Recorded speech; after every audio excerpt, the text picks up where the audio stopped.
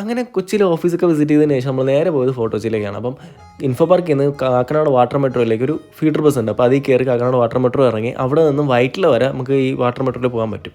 വൈകിട്ടൊക്കെ നമ്മൾ water metro കയറി കഴിഞ്ഞാൽ നല്ലൊരു സൺസെറ്റ്, നല്ലൊരു ആംബിയൻസും കിട്ടും. പിന്നെ നമ്മൾ വൈറ്റിൽ നിന്ന് ഹൈക്കോർട്ട് വരെ റെയിൽ മെട്രോയിൽ കയറി അവിടെ നിന്ന് പിന്നെ വാട്ടർ മെട്രോയിൽ ഫോർട്ട് കൊച്ചി ഇറങ്ങാൻ പറ്റും. ഫോർട്ട് കൊച്ചി എത്തിയിട്ട് ഫസ്റ്റ് നമ്മൾ ട്രൈ ചെയ്തത് കാസ കിച്ചണിൽ നിന്ന് ഫുഡായിരുന്നു. അവിടെ നമ്മൾ എത്തിയപ്പോഴത്തേക്കും മെയിൻ ഫുഡൊന്നും ഇല്ലായിരുന്നു. പിന്നെ നമുക്ക് കിട്ടിയത് തൂക്ക് പൊറോട്ടയും അതുപോലെ തന്നെ പാൽ പൊറോട്ടയെന്നും പറഞ്ഞിട്ടാണ്. രണ്ടും അത്യാവശ്യം കുഴപ്പമില്ലാത്ത ടേസ്റ്റും കാര്യങ്ങളൊക്കെ ഉണ്ടായിരുന്നു.